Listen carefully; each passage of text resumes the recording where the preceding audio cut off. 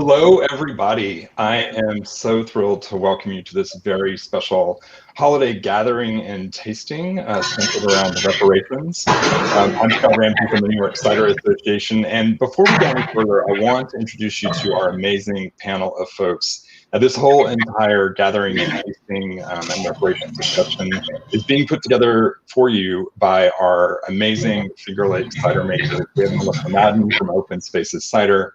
We have Dava and Eric from Redbyrd Orchard Cider, and we have Autumn from Eve's Cidery, all up in the Finger Lakes region.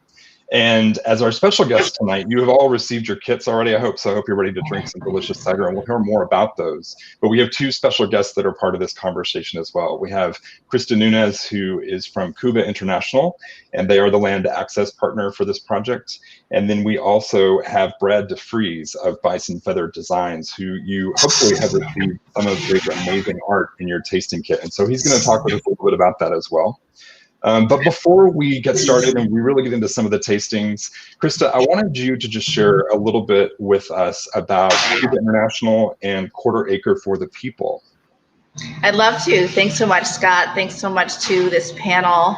We're so grateful to be a part of this conversation, and it's an exciting time for us. We are a local organization really focused on bringing children and families who have historically been excluded from land into healthy experiences with land, open spaces, as well as farmland in order to grow food and interact healthfully with the environment, and really with the focus to help folks be self-sufficient and break cycles of poverty. And with COVID-19, we're really focused on some of the effects of urban environments on and overcrowding and different health effects of being separated from land. And so our organization really does focus on helping everyone have access. And thanks for having me. Yes, it's absolutely our pleasure.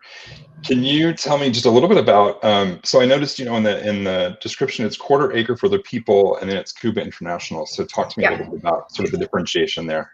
Thank you for asking. Khuba International is the parent organization, and Quarter Acre for the People is a project of ours that we just started. It's recent, but Quarter Acre has been around for over 10 years. We started in California, but we moved here 4 years ago, and we're in Ithaca. We're a local organization, really with a lot of partners locally, really helping this particular locality, families here living here, to engage healthfully in land and food and healthy environments. So Quarter Acre is a project that really hones in on some of the disparities that we experience. People of color who would like to live on land, would like to grow food, but because of redlining and different things that have happened historically and even today, that really put up so many barriers for people to be able to afford land, to be able to understand how to grow food, to be able to start businesses. And so we're really grateful for this team of people here gathered who've invited us to participate in this project, because it does take a village to make a project fly. And so we have a number of different farmers and landowners who've decided to donate land and put up some land to be able to make this project fly, and allowing the participants. We have over 20 families now who are eager to get on land and learn how to grow things. And each of them, we hope within a few years, will have a deep understanding of how food is grown, how much you can do with just a quarter acre of land, and how much love there is in this community for people of color, and how people who have land have decided to really want to do the right thing in inviting other people to participate in the beauty and wonder of land and food growing. So that's what we're about. Thank you. Fantastic. That's great. Incredibly inspiring to hear the work that you're doing. As I mentioned at the beginning of this program, I'm from the New York Cider Association, and we are a membership-driven organization. We represent the needs and the interests and desires of our members. We represent over, I think it's upwards of 90 cideries now in New York State. It's a tremendous amount of growth. But we also see this work around social justice and reparations and all these things that are so desperately needed as very important. And we've actually been able to prioritize those this year. And we've created a committee that's run by Megan Larmer from Glenwood, who's focused on social justice. So I'm really thrilled to hear about the work you're doing, and I see it as very inspiring for the Cider Association. And I want to just make sure everybody knows that's joining us tonight that you absolutely, we want this to be a very organic conversation and very robust. So please feel free to share any questions or thoughts you may have in the chat feature there on YouTube, and we'll see those and we can respond to those accordingly.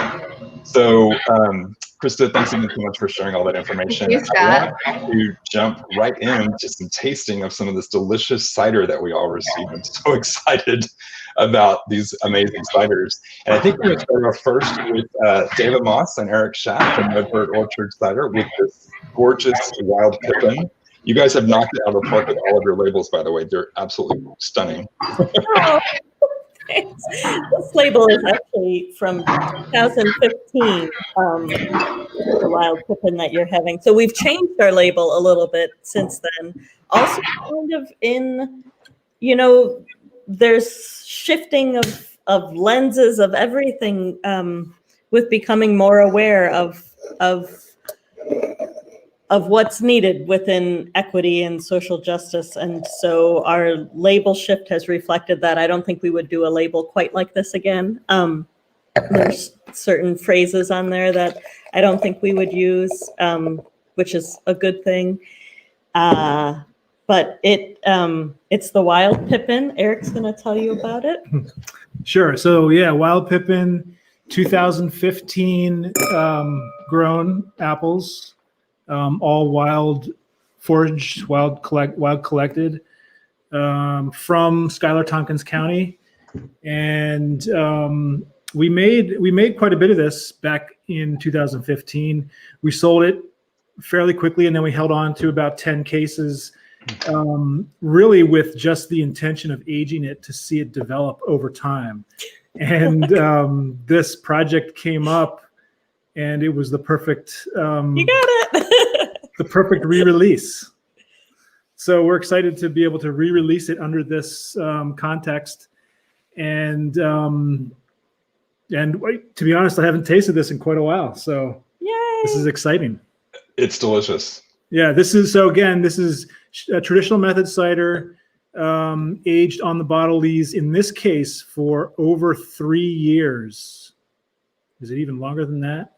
No, about that, 3.5 years, aged on the bottle lees, which gives you that nuttiness, that little bit of a brioche, and disgorged just, a month ago and shipped to you. So it's very special.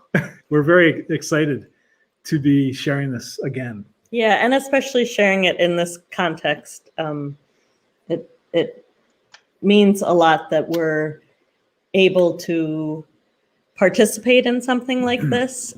We do things on our own with donating to Soulfire Farm in Ganandagan, but always in just our little $1 per bottle goes there, and then it's hands off from there. And so it's neat to get to be a part of this project, where this is actually our first time actually meeting you, Christa.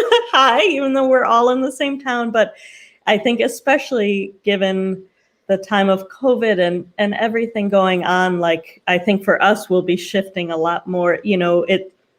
We love Soulfire Farm and we absolutely love Ganandagan, but to really recognize for all of us that right in our own communities, there are people doing such important, vital work that, we often reach out to these larger organizations or things a little further away and forget that there's stuff happening right here.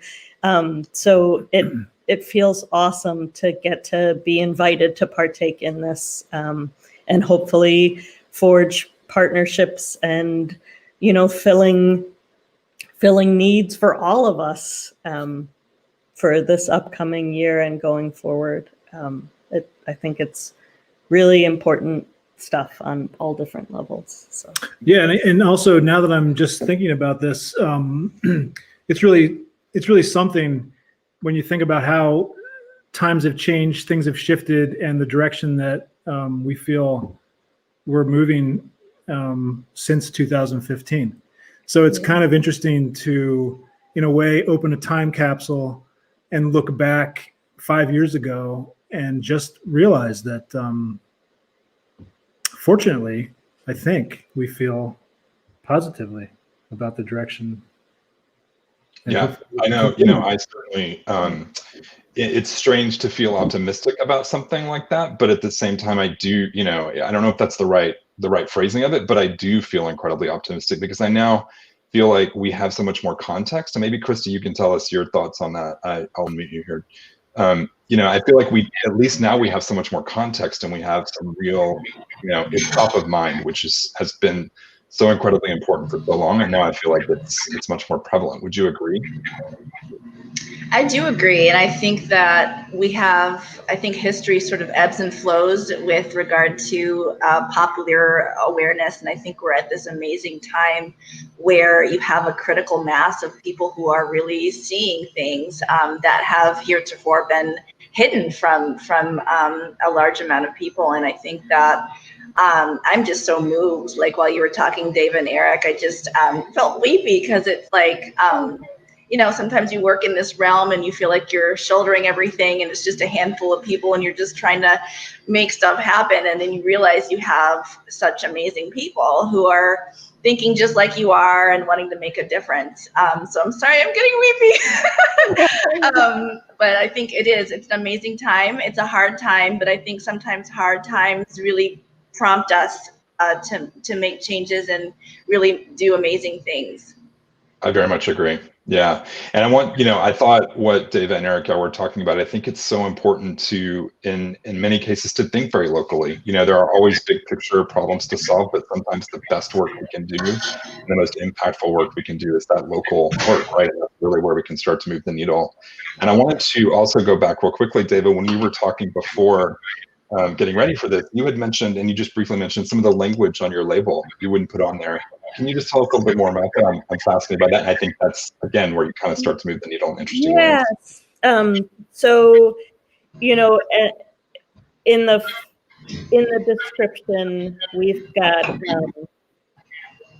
wild apples hang like gems from hedgerows and along roadsides. And, a phrase like that to me evokes beautiful gems and all of this stuff. But I feel like that's something I wouldn't put on now, because there's just imagery that you realize once you kind of, I guess, open up your own lens or take off different, like we've got these, I don't know how to describe it, like almost lenses of whiteness, of whiteness culture-wise.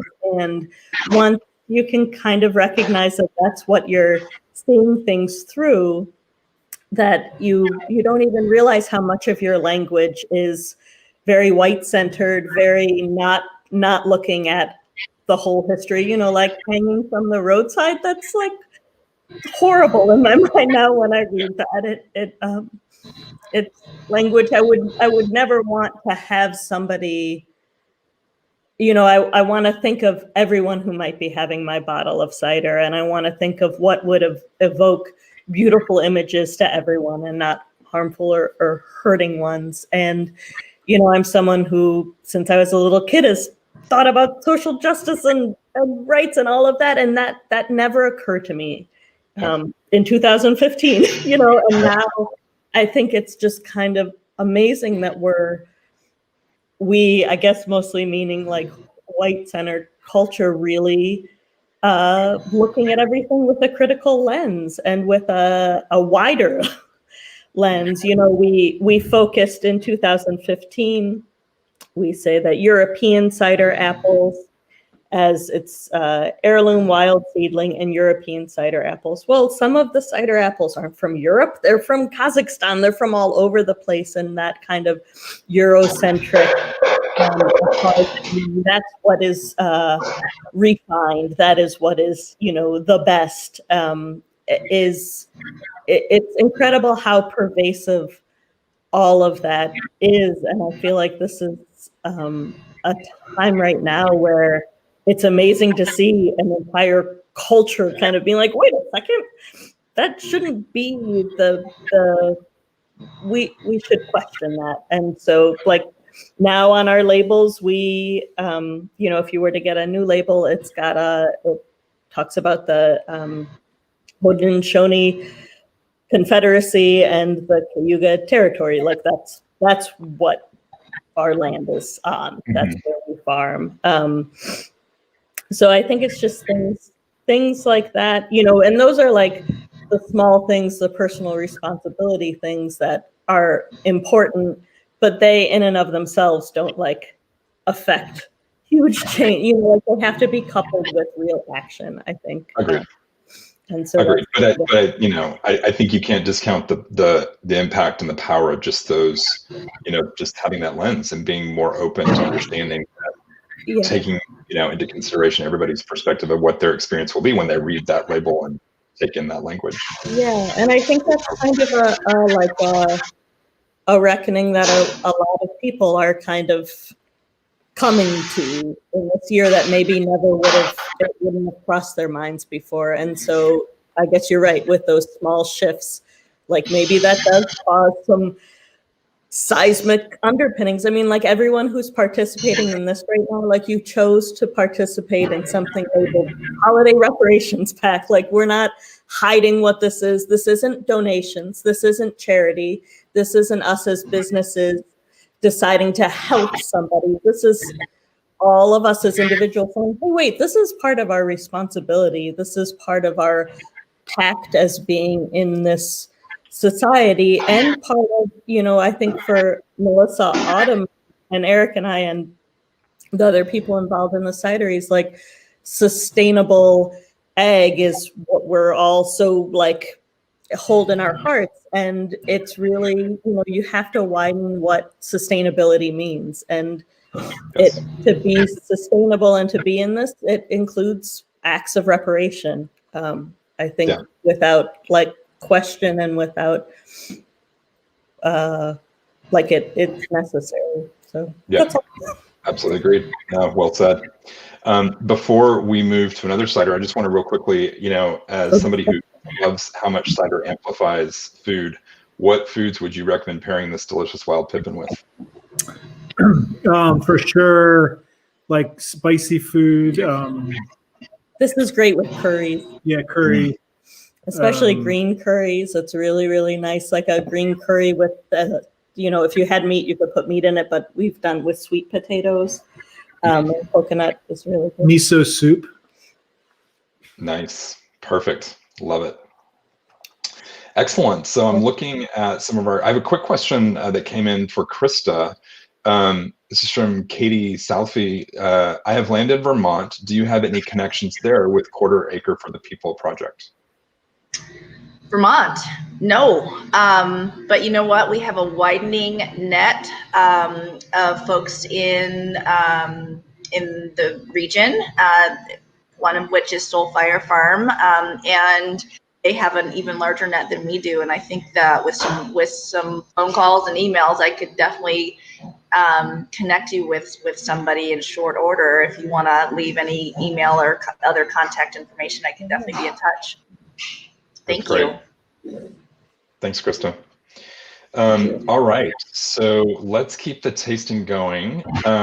Melissa, I want to move on to your Open Spaces cider. Again, just absolutely gorgeous labeling, beautiful. We may have an expert on the panel that knows something about this. Well, I just want to say also the contact information for everybody, specifically multiple ways to get a hold of Christa, is on this tasting sheet. And I would encourage everyone to use that and ask her questions. Please do. Afterwards.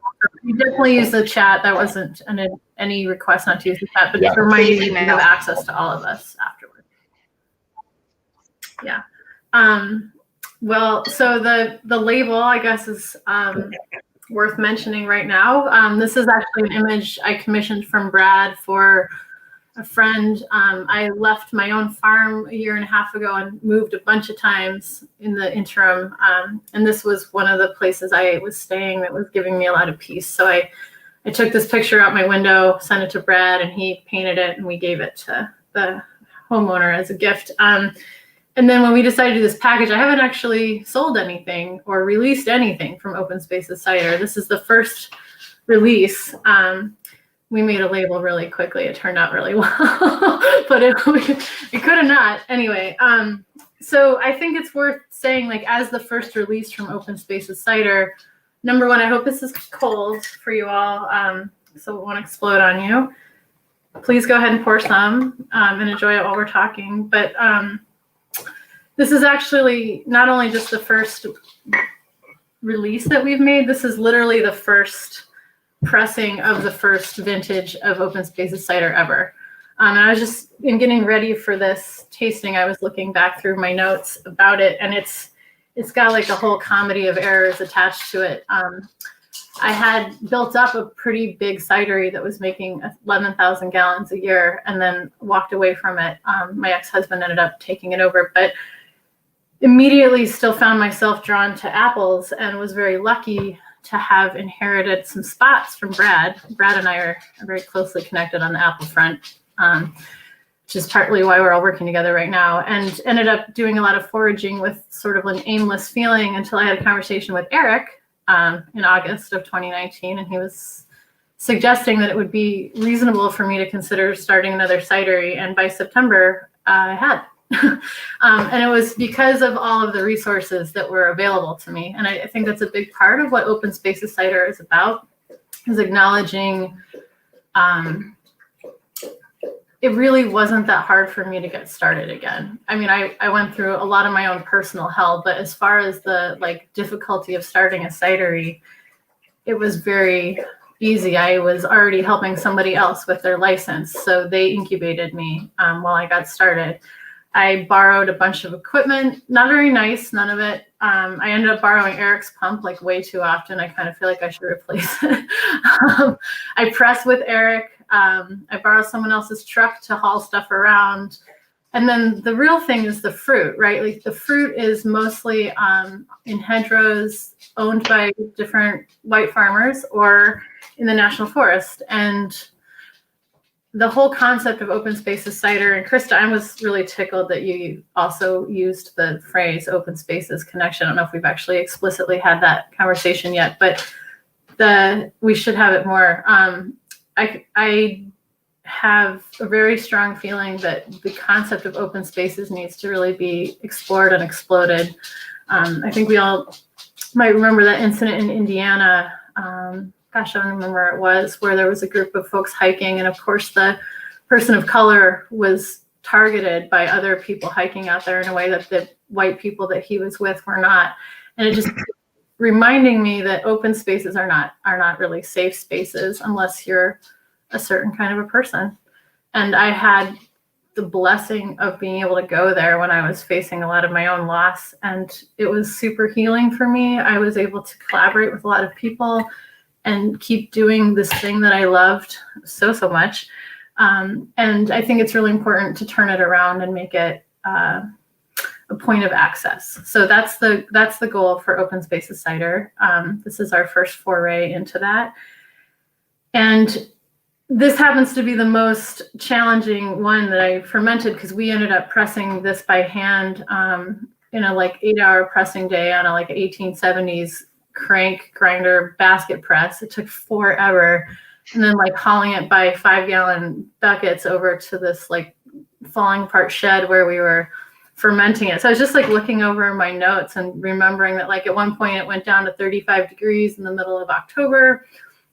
And I had to repitch the yeast on everything and get it started. And I just felt like I had such an intense conversation with the cider constantly. And I'm really pleased that it turned out the way it did. I see Dana's comment on the perfume. Thank you.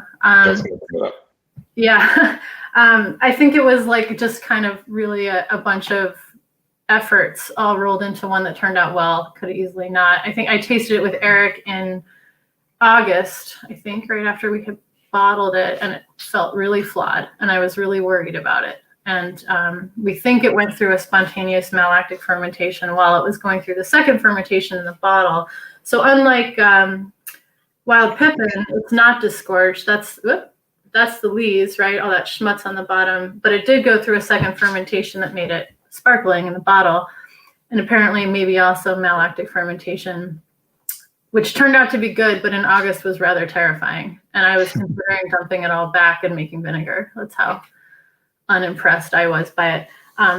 So it's been really fun. I think one of the pieces of advice that I've gotten from one of my many mentors through this process was to keep remembering what the thing itself is. I get very stuck in big ideas. I really enjoy them.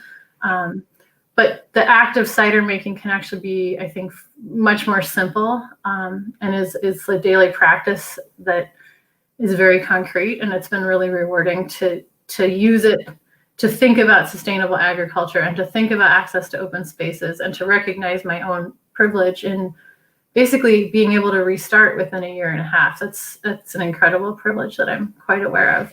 So one thing I'd like to say about Quarter Acre for the People is one of my complicated ideas to offer to Christa was the incubation opportunity of a cidery, because I think that structure can actually be very limiting in terms of accessing it, like the physical structure, but also the structure of the license. So it also just, I'm sharing that because I want to be clear that I think there are a lot of ways to offer what you have without feeling like there's some risk to you to losing it. And I happen to have the be benefiting from the fact that nothing that I'm offering is owned by me, but mostly I'm offering a lot of my ideas. But we also wanted to remind you all that you've already done an act of reparations by joining us. Like, you did make a reparations payment. That is how we are constructing this. And you've done your first step. So yeah, very exciting. Even easier or harder. We can talk about how hard it was to get this package if you want. Yeah, I want to tell it. But yeah, I would love to pause. I feel like I've talked a lot, but no, it's great. And we're getting some really nice comments around notes of honeysuckle, potentially some grapefruit. It is really lovely. I wanted to, I was going to bring Christa into this as well. I mean, I think, when you talk about access to resources and how you saw that as fairly, the runway fairly open for you in starting your new cider, your cider process. Christa, I wanted to get your thoughts. I know this is the $1 million question, but is there any, what do you see today as the singular most initial sort of speed bump or restriction of that resource to get people into these sort of spaces? And I know that, like I said, it's $1 million question. If we could figure that out, we'd have it all figured out, right? But are there any sort of— Yeah, it's a great question. I think Melissa hit on it. I think she, saying that what she's offering is sort of easier. I think it's hard to share your ideas and your expertise. I think we get sort of caught up in our own business and sort of, Melissa's starting this new thing and having a lot of amazing background to help her launch a lot of established partnerships and friendships that helped her get it off the ground so quickly. I think that is something that folks take for granted sometimes. And I think that when you understand the level of exclusion that has happened, you understand that not only were farmland stripped away, and not only were jobs and access to training and access to housing and access to places to learn things and education, all those sort of, public and private entities sort of lockstepped and shut all the doors. And I think that starting from scratch, I mean, when my husband and I bought our farm, we got there and we're like, now what do we do? I don't know how to do any of this. Like, this is all like how, and so I went to CCE and I took the Master Gardener class, and then I made a bunch of friends that teach me all kinds of things. And so I think it's that intellectual property sharing and understanding that you have a level of understanding and a breadth of experience that is so valuable. and making connections. That human connection, I think, is the most valuable. And when we kind of break out of our comfort zone, it really does center around the expansion of your network to folks who would normally not be in your network. And people who are eager to learn and who can't even formulate a vision for how they fit into this world, but somehow there's something in the back of their mind tickling, saying, I'd love to be able to feed people. My family has fed people for centuries, and I love to cook and I love to make drinks, but I don't know how to do it. I don't know how to do it on a scale that would actually feed my family. So, sharing your knowledge, sharing who you are, sharing your connections, sharing your thoughts and ideas and guidance, I think is extremely valuable.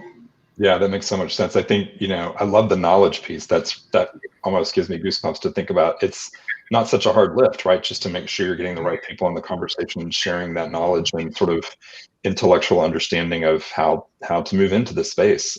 That's powerful. Yeah, I'm super curious, as QAP develops, how that part will play out for sure. Sort of the networking among the I am too.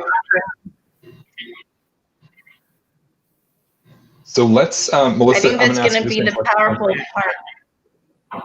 Yeah, go ahead, Christa. Oh, sorry, I was just going to say I agree totally.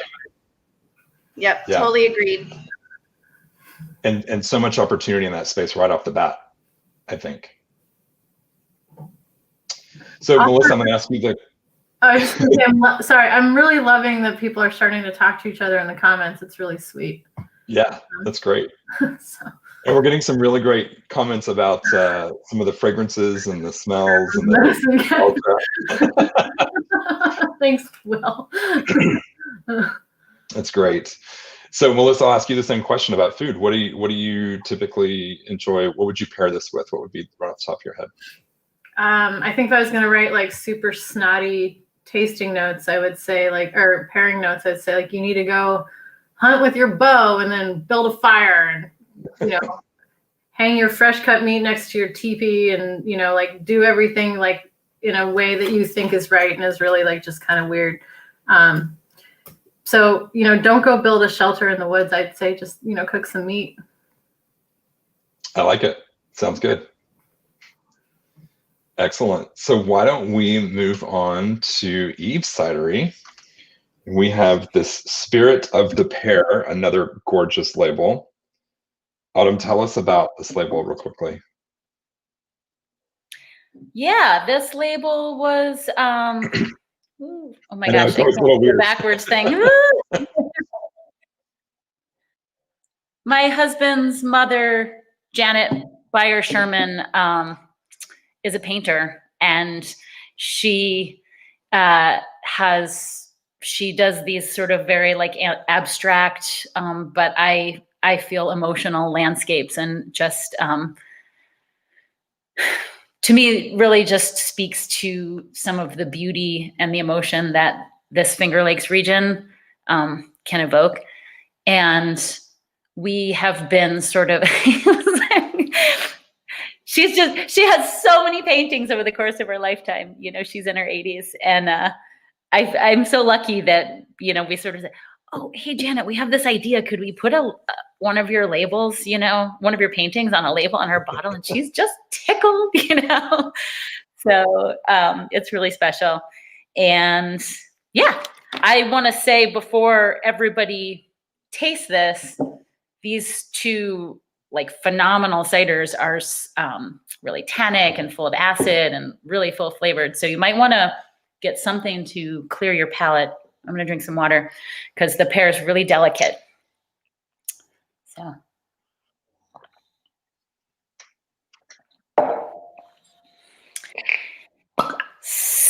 So I just want to say thanks to Melissa also for inviting me to do this project. I'm really excited to be part of it, and it's so exciting to meet you, Christa. And I'm already I need to connect with you because I have this other, I have like 1,500 apple rootstocks that we can make into trees that I want to, give to your participants and so on and so forth. But anyway, that's another story.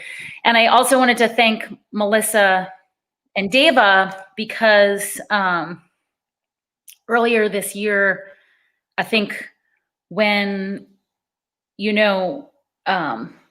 we were just sort of in this space of, or at least I was in the space of just this sort of like shock of how to process the videos that we were seeing in the news, and feeling like how we can plug into the Black Lives Matter movement. And I reached out to Deva and Melissa just for some emotional support, because they're two people that I've always, really appreciated as colleagues in the cider world, but also as really thoughtful,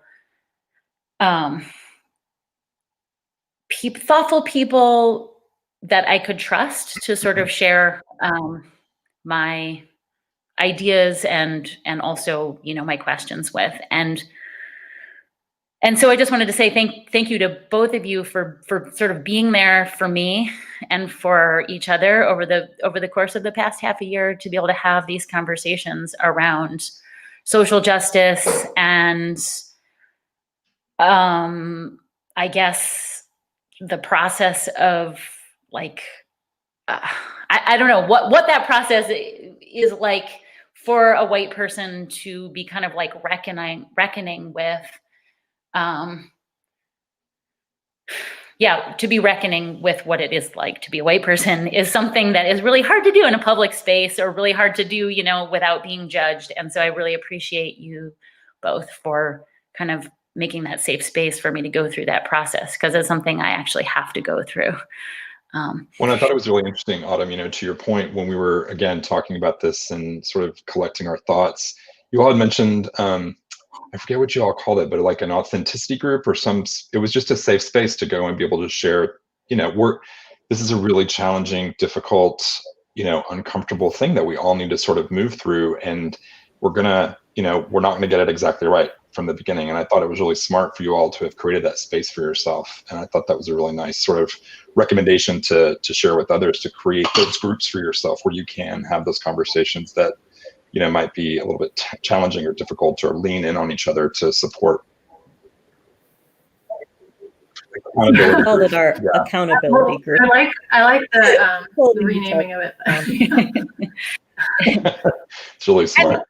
And one other thing about it is just that, you don't really, I personally needed to create that space for myself, because it does feel like a spiritual process for me.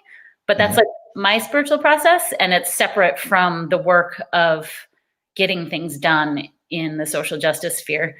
And so, I just feel like it's a great thing to do. And if you have friends that you trust, I would highly recommend to anybody to be able to form an accountability group. And can I add on to that, Adam? We do intend to send out some suggestions based on our own experience, plus the resources that we've been handed from everything we participated at the end of this, not today, but soon, about how to get some support around that. For the three of us, I think it was important that it was actually 3 people. That actually ended up being really important. So we will try to continue to offer support to anyone who wants it, partially by sending out a list of resources. Excellent. That's great. I think when you have other people too, it can keep it from just staying I'm going to read some books and I'm going to work on inner stuff, to like, okay, let's process these things together, and then what can we do? Like, and to have somebody else to bounce ideas off of can create things like this, right? Where and there's things like this that can and should be happening everywhere, in every little living room and everywhere. Like, we all have that, we all have different connections and different ways in to make the change we want to see, and to to do it in ourselves, but then to also have people support us in finding out appropriate and needed or useful ways to do it. It's so true. I'm a huge believer, and just, you know, it's always so true that you go from yourself, you add one other person into the mix, and you exponentially increase. It's not just an additional person, you know, you exponentially increase the potential for what you're trying to achieve. So I think it's so brilliant for the three of you have sort of, you know, created that space for yourselves, and I would recommend others do that as well. So Autumn, I want to try this delicious. Yes. So let's taste the pear. It's 22% alcohol, so don't take as big of a sip. So this is, I'll just tell you the story of this because it's as organic as this whole little project. We do natural fermentations in our cidery, which adds a certain level of daring and risk. In other words, the yeast we use are wild yeast as opposed to cultured inoculated yeast. And I was a little cocky with the pear that we made last year, and it ended up developing a flaw that made it unacceptable to bottle. And this is pretty like hard thing to have happen because it represented several months of traipsing through the fields and forests of the hills surrounding our farm, collecting wild pears. It's 100% wild foraged pears. And so when I realized that we couldn't actually bottle the perry, I went through about 30 minutes of absolute like devastation and just beating myself up. And then I was like, okay, what next? And so we took it up to Colin McCanville up at Apple Country Spirits and had him distill it. And that's the wonderful thing about distillation. And so we ended up with this beautiful pear spirit. And we decided this year to blend it with, again, wild foraged pears, just straight out of the barrel, only having fermented for a couple of weeks. So there's a little bit of sweetness in here. It's not overpowering. It's just the sweetness that was remaining in the perry.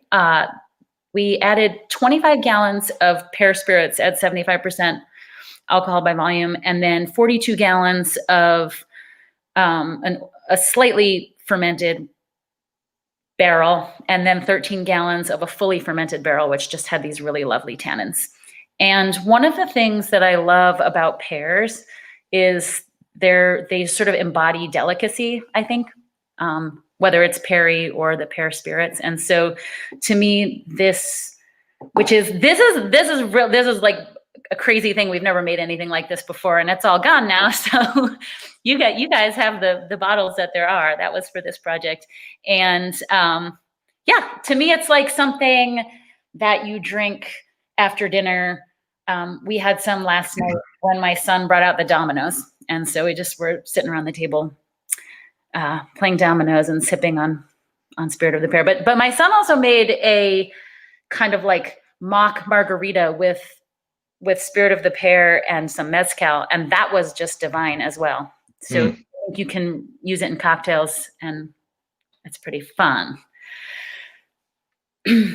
That's delicious.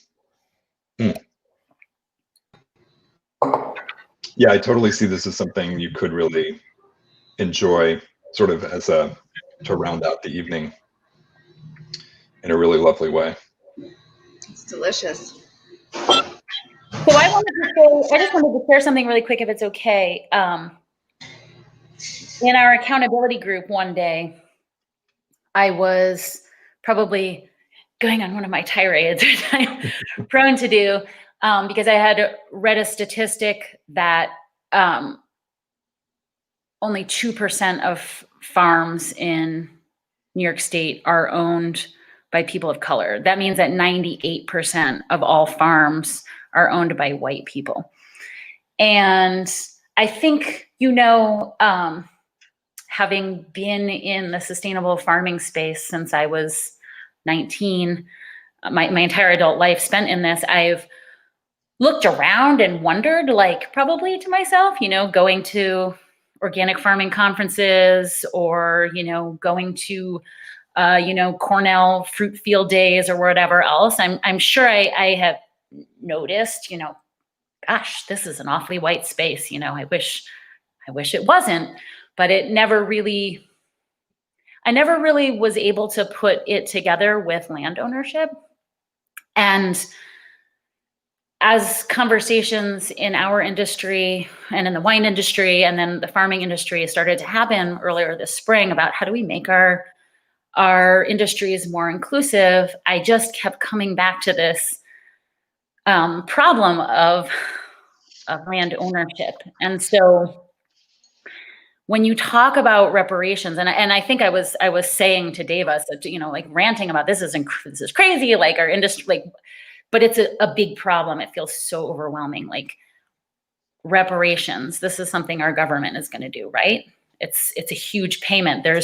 The debt is unfathomable. You know, the harm that's been caused is more than you can wrap your mind around. And Deva had said something to me, you know, like, yes, but also you can think about reparations sort of like as tithing.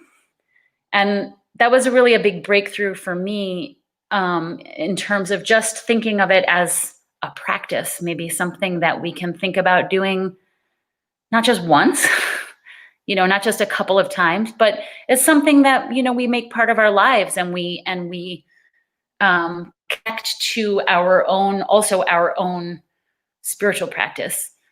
And so, yeah, I wanted to sort of bring that out and think about, you know, if you just take this one tiny little project, and like Melissa said, let's hope this is one of 10,000 projects, you know, and you just take one act from one of us and you combine it with two others, and we actually have we can make an effect, we can make a change, and we can start to see the change that we want to see. And sometimes it just takes taking that first step. Can I add something I think we ended up not writing in our letter that we had talked about to that? When we were thinking about the structure of this package, and I know it was work for everybody, including the participants, like you know, there are at least 2 steps for everybody, maybe 5. Thank you for that. That was intentional. The part about not donating, thank you. Never. Contributing directly to Christa was really important. We want you to have a relationship with her specifically, not gate kept by us. But the other part was when we were thinking about our match to your contribution, at least the way I thought about it was to split it up, because we're talking about 2 different things, which is like the concept of ease of access and inherited wealth. And then there's the concept of stolen land and you know, like the actual physical theft of land over the past 600 years. So the cider part of it is based on wild apples. That's all 3 of the ciders. And that is the match for like, if we just want to think about it this way, which has been useful to me, the match for stolen land, our labor is the acknowledgement of our inherited wealth and privilege. And that was just structurally helpful, because those are the 2 things I try to keep in mind when I think about how we enact these acts. And I think it goes along with how you think about, like I made a slip, like the word donation, like in my opinion, does not belong in this conversation, but it's really easy to accidentally make it. And actually, I didn't look at QAP's receipt. I don't think you say the word donation, do you, or do you? It does. In my email, it says a donation was made. But I think because it's a nonprofit, it's a federally recognized 501c3, it's considered a donation. But I think to keep in all of our minds, it's important to acknowledge what you shared, which is this is a partnership, this is a relationship. And when you are hand in hand with folks who don't have what you have and you want to share what you have, you don't think of it as a donation. You think of it as, this is what I need to do for the friendship to survive.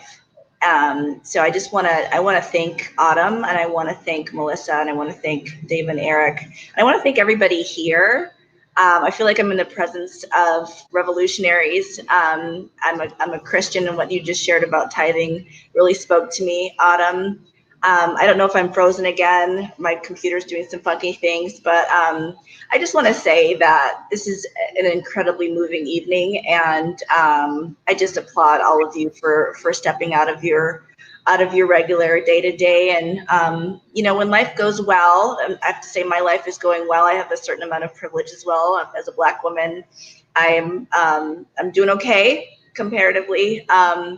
But to step out of your comfort zone and to make a difference in other people's lives, this is a pass-through. Quarter Acre is a pass-through where every cent that we gather is going to be put towards families getting in touch with land, having plants to plant, having access to new living arrangements wherein they actually have power and agency and governance over what happens on the land.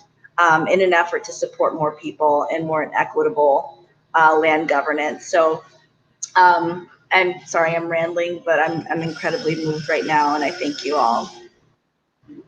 That's great, Christa. Thank you so much for your thoughts. And I agree with the visionary statement. I mean, when you know, we started talking about this, and Melissa and Autumn and David and Eric were telling me about this idea, I was just so incredibly inspired and really excited by it. So I'm with you 100%. And Melissa, sort of going back to kind of the construction of this package, I definitely want to talk about Brad and his amazing work with Bison Feather Designs. You know, coming into this role this year, it's been a tricky year, so I haven't been able to really kind of get to the work that I'm really excited about doing. This has been all about just sort of keeping things going. But, you know, I really believe in the arts community, and I see, you know, I've learned to understand that cider making is very much an artistic process. And so I very much want to elevate the arts community as well in what we do, and I see it on all of your labels. And I loved the fact that you all included this work in this kit. And so, Brad, I just want you to share your thoughts about being part of this and your inspiration for these beautiful works of art. Yeah, thanks, Scott, and thanks, Melissa, for bringing me into this project. It really means a lot for me to participate in it. My first thought was seeing this label, Autumn. This looks like one of my paintings. So I was surprised to see the label, and it just fits right in with kind of my vision with what I wanted to do with the art.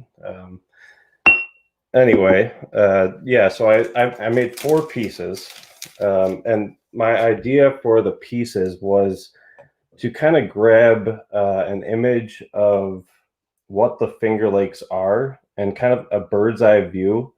But where my head was at when I painted them was kind of traveling from south to north, and you come across a little hill and you get this glimpse of the Finger Lakes, whether it's Cayuga Lake or Seneca Lake. And it's a breathtaking view. So I knew that was the angle that I wanted to capture. So I don't want to go too in depth in case anyone interprets the art a different way, because it is very abstract work. But that was my starting point. And then as I got into the pieces, I started thinking more about what the reparation part of the art was going to be. And this goes back to Melissa and I, when I had showed her this orchard that was located on Finger Lakes National Forest land. And here we are talking about land ownership. So this is public land, but Melissa wrote 2 beautiful articles for Malice Zine, which I encourage everyone to go. It's all available online. If you go to Malice Zine, if you type that into Google, it should show you the website. But she really dove deep into what public land is and where it came from and where the apples came from that were a part of the orchard that she harvested from. And it was just a paradigm shift for me to read those articles and to think about a little bit more context of what are the Finger Lakes, what is the land use history in the Finger Lakes, and who has been using the land, who owns the land, and what is the direction that we're hoping to go. So that's really what I was trying to capture with this, with my pieces.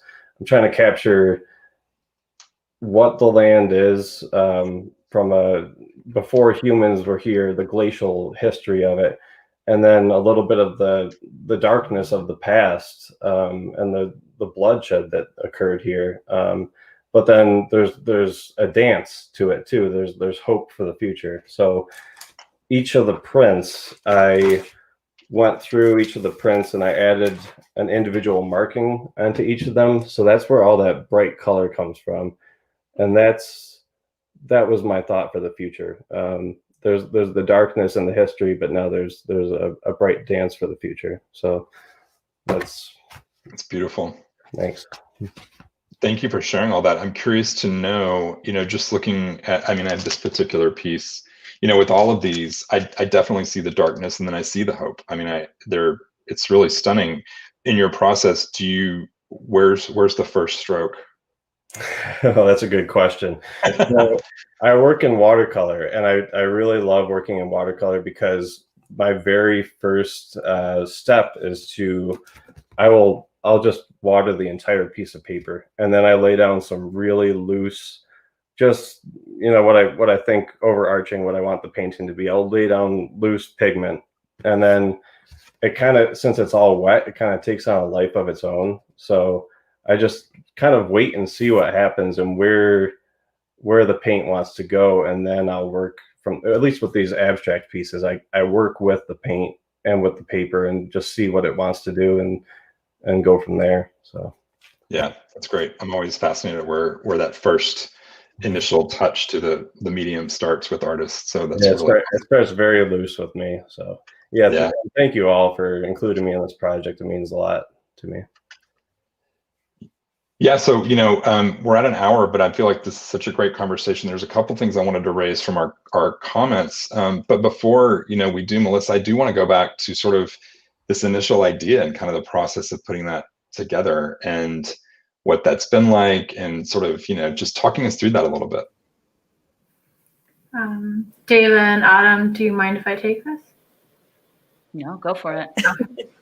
Well, so I guess I want to acknowledge that I know Christa from a group we're part of. Christa, you should jump in whenever you want. Oh my God, it's so long. Fingerlinks Land Access Reparations and Reconciliation Working Group. Yeah, right. And that was a very intentionally formed.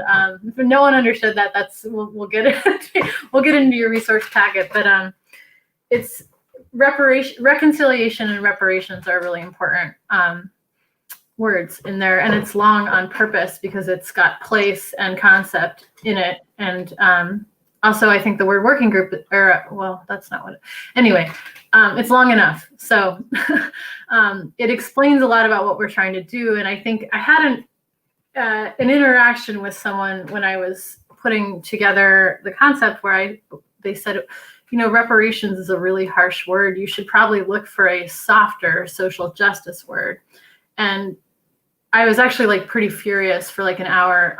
But I think, and it was also very, it's like trying to say milk is a cow-based, lactose rich white liquid. Reparations is the word, it is the work. And it's really important to actually use that word. So I think one of the things that happened is in our accountability group, Deva and Autumn and I have been talking about how to make the word reparations more easily usable by people of our demographic. I think that a lot of the advice that we get when we're part of accountability groups or part of larger groups, I feel very lucky because the land access group, I think is how that's what I tend to call it for shorthand, is BIPOC led, people of color led, and it's a lot of work for a white person to participate in that by stepping back, and so I feel very lucky about that because I imagine it's a fairly large lift for the people of color who are leading, just helping us shut up sometimes, and so I think in one of the things that Dava and Autumn and I have been discussing is how important it is for us to have a place to work through that doesn't put further burden on our leaders of color. And so that's one of the things that we've been working on, and that's one of the spaces we were attempting to create within the cider industry by doing this. And our intent was to use the word reparations as often as possible and to try to make it a little bit more comfortable to use it by trying to explain it. So I do want to keep kind of shouting out to Malice. I think Darlene Hayes, the editor, is probably in this chat, or not in the chat, but she's in the audience. We invited her because she's helped me kind of work through writing these articles. And the last article I wrote says start by telling the truth, and then reparations is a peace treaty. And I did not make those things up. Those are something that came out in Yes in 2018 and 2019, I think, by David Ragland. And I think it's really important to think about reparations as a peace treaty. And then if you think about it as a peaceful way in which we can all become more whole, acknowledging that as white people, we suffer from the fact that we have this inherited legacy, then we start to think about what are the ways we can make peace. And Dava, Autumn, Eric, Ezra, and I are all in a similar industry, which is agriculture and cider. So we were looking for a way to use all of these ideas with our businesses. I'm not going to claim that Open Spaces Cider is really a business at this point, but it has to become one because of the structures we're using. The farm winery license makes us be a business. So that was kind of a long-winded ramble, but is the act of trying to take these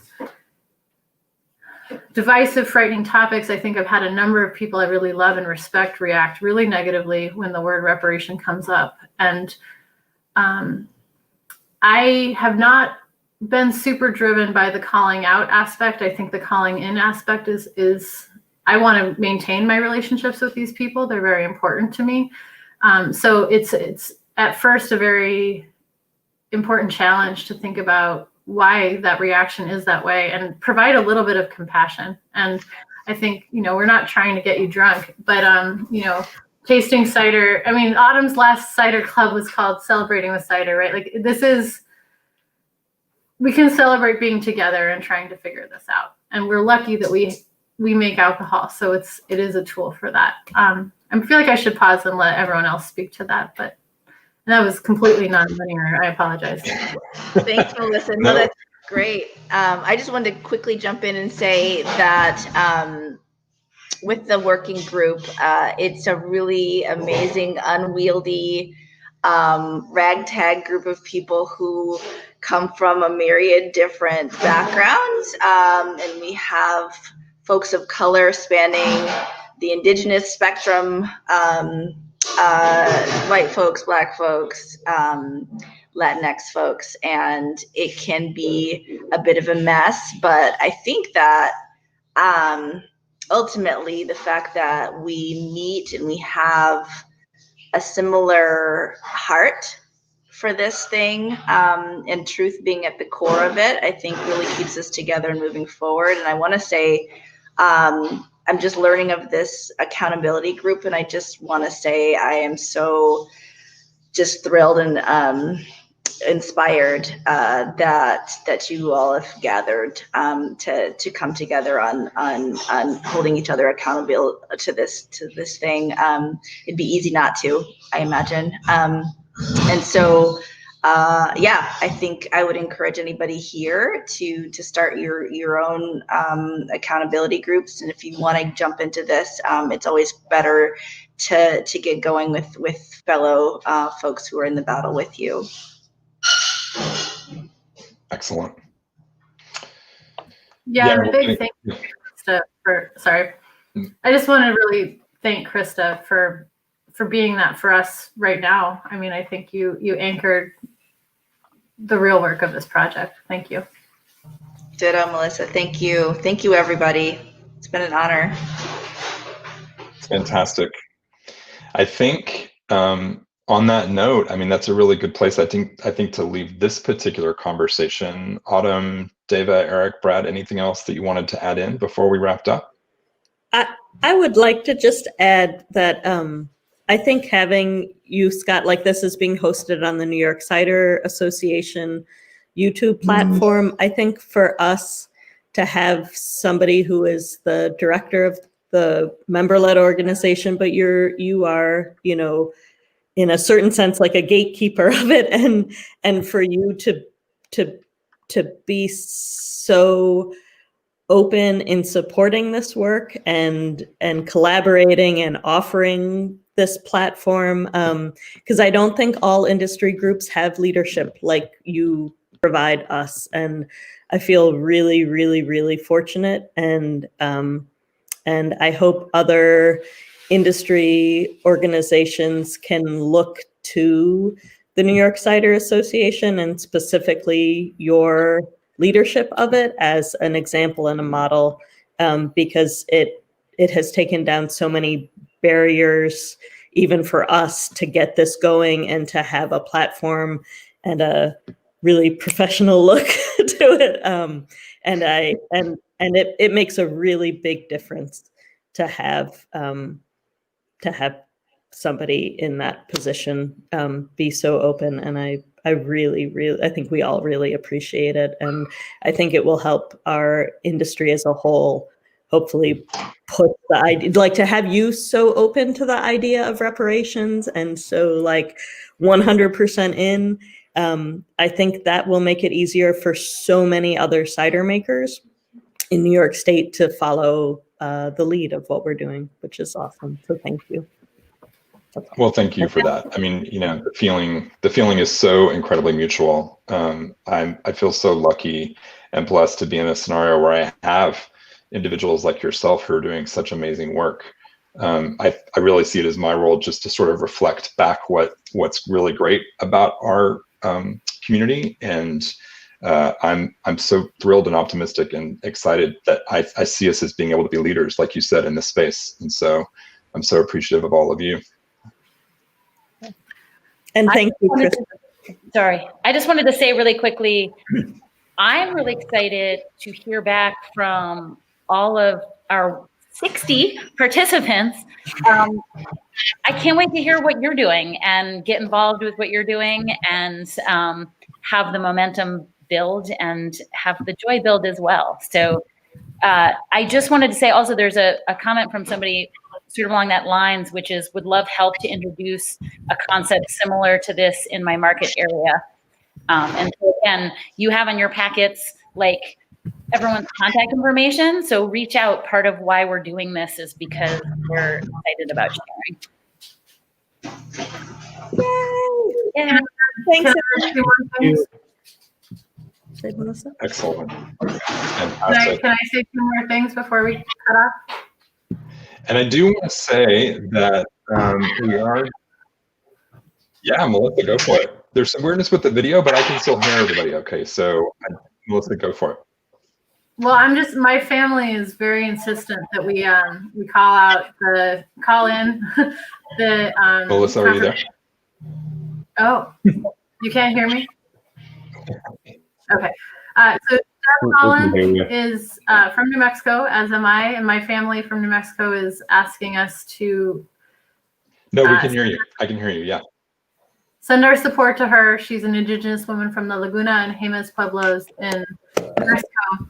I know there are some political differences with some other First Nations, but she is one of the first, or she's the first female First Nation cabinet secretary. So we want to think about what she can do for us in terms of reparations on a national level. It's probably our best chance so far. Thanks, Jordan. Yes. Ellen, Jordan, whoever put that in. We will continue to be in touch with you. And so the other thing I was going to say was that we sent out a postcard. I asked Scott to put in my mailing address in the chat, but I'll send it to you as well because I forgot to do that. But if you want to write us back and ask us for help, you can write us an email or you can send us a postcard. Courtesy of Brad. And ditto, please be in touch. Yeah. Thank you. Awesome. So You guys are rock. Way to go.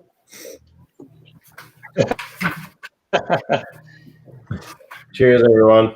Cheers.